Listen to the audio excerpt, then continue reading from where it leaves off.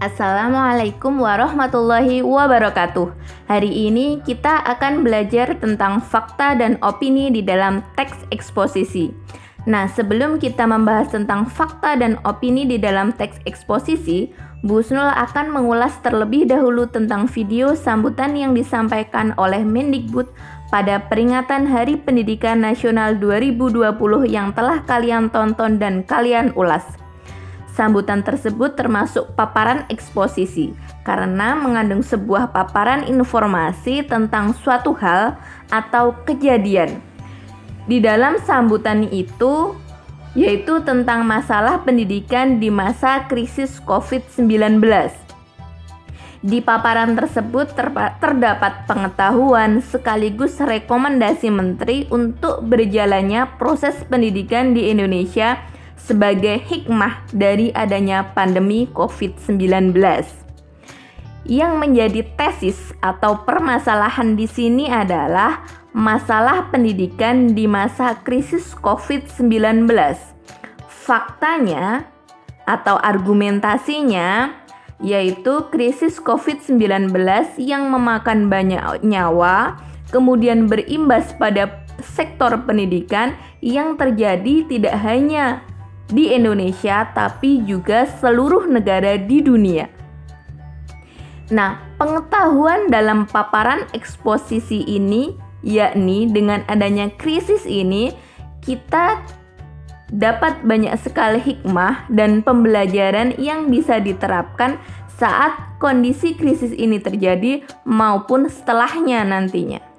Yang pertama, guru dapat melakukan pembelajaran secara online menggunakan alat-alat, aplikasi, atau media baru yang tadinya tidak digunakan dan menyadari bahwa sebenarnya pembelajaran bisa terjadi di mana saja, kapan saja, dan melalui media apa saja. Yang kedua, orang tua.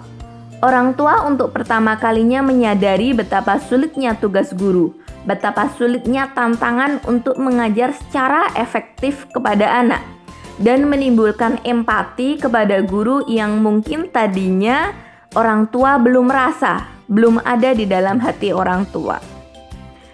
Nah, yang ketiga, hikmah yang ketiga, guru, siswa, dan orang tua sekarang menyadari bahwa pendidikan itu bukan hanya suatu hal yang bisa dilakukan di sekolah, tapi pendidikan yang efektif bisa dilakukan di mana saja dengan adanya kolaborasi yang baik antara guru, siswa, dan orang tua.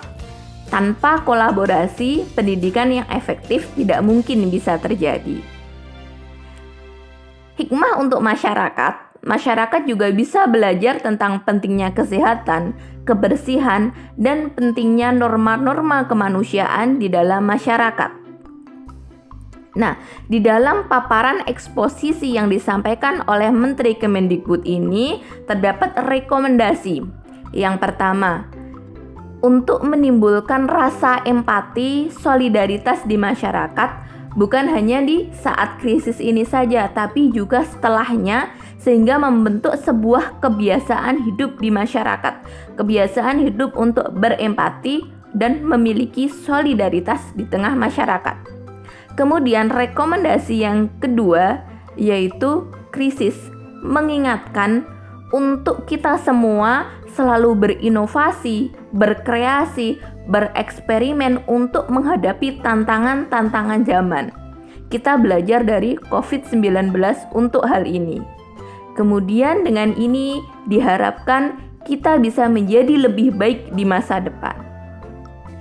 Oke, sekarang kita akan membahas fakta dan opini di dalam teks eksposisi. Fakta dan opini ini berada pada bagian argumentasi di dalam teks eksposisi. Argumentasi ini merupakan alasan yang dipakai oleh penulis atau pemapar teks eksposisi untuk memperkuat atau menolak suatu pendapat, pendirian, atau gagasan dari penulis.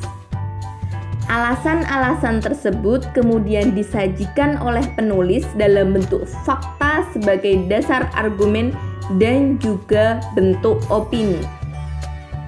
Nah, sekarang kita bahas yang pertama, fakta.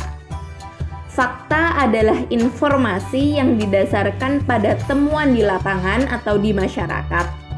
Oleh karena itu, informasi yang diperoleh dari lapangan bersifat objektif. Objektif artinya apa? Artinya sesuai dengan kenyataan, tidak ada unsur rekayasa dan berat sebelah atau memihak salah satu, serta diketahui oleh banyak orang. Contoh fakta di dalam paparan eksposisi yang kalian tonton kemarin, video sambutan Pak Menteri, adalah krisis COVID-19 memakan begitu banyak nyawa, yang menjadi tantangan luar biasa bagi Indonesia dan seluruh negara di dunia. Ini adalah fakta karena diketahui oleh semua orang bahwa COVID-19 makan banyak nyawa dan juga menjadi tantangan bagi Indonesia dan negara-negara di seluruh dunia. Fakta ini dapat diperoleh melalui berbagai cara. Yang pertama yaitu dengan cara observasi. Kemarin kalian sudah mempelajarinya, yaitu pengamatan langsung di lapangan, menyaksikan sendiri berbagai temuan di lapangan. Yang kedua bisa dari wawancara, yaitu berdialog dengan narasumber, bertanya dengan narasumber, atau orang-orang yang dianggap mengetahui atau memahami informasi yang dikehendaki. Yang ketiga yaitu dengan cara kajian dokumentasi, mendeskripsikan berbagai dokumentasi yang memberikan informasi yang diharapkan atau dikehendaki.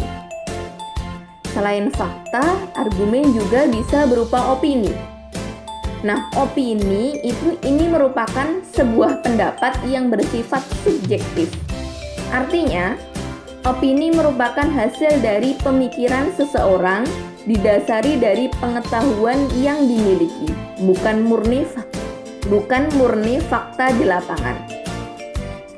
Opini ini bisa berupa pendapat, pikiran, pandangan, dan pendirian seseorang atau keyakinan seseorang. Opini bisa juga merupakan pernyataan mengenai sesuatu yang berlaku di masa depan. Kebenaran atau kesalahan di dalam opini tidak langsung ditentukan atau belum pasti kebenarannya. Oleh karena itu, opini ini bukan fakta, ya. Sekali lagi, opini berbeda dengan fakta. Fakta itu objektif, sedangkan opini subjektif meskipun didasari oleh pengetahuan dari si penulis atau si pemapat. Nah, meskipun suatu kejadian diprediksi pasti terjadi, tapi jika belum benar-benar terjadi, kejadian itu masih masuk ke dalam opini. Opini juga bisa berupa penilaian seseorang terhadap suatu benda, keadaan, atau kejadian. Nah, contoh opini di dalam paparan eksposisi yang kalian tonton pada pertemuan sebelumnya adalah orang tua untuk pertama kalinya menyadari betapa sulitnya tugas guru, betapa sulitnya tantangan untuk mengajar secara efektif dan menimbulkan empati kepada guru yang mungkin tadinya belum ada. Ini merupakan sebuah pernyataan opini dari Pak Menteri. Karena apa? Faktanya di lapangan banyak juga orang tua yang menyalahkan guru karena kerepotannya di rumah mendampingi anak belajar. Meskipun opini Pak Menteri ini tidak salah, karena memang banyak orang tua yang menyadari sulitnya mengajar, kemudian timbulnya empati di dalam hati orang tua. Oh, ternyata berat tugas guru. Begitu. Nah, baiklah, sudah paham sampai di sini tentang fakta dan opini? Kalian bisa membaca lagi teks-teks eksposisi yang ada di buku siswa. Silakan cari mana opini, kemudian mana fakta. Sekian dari Bu Husnul. Apabila ada salah dan kurangnya, mohon maaf. Wassalamualaikum warahmatullahi wabarakatuh.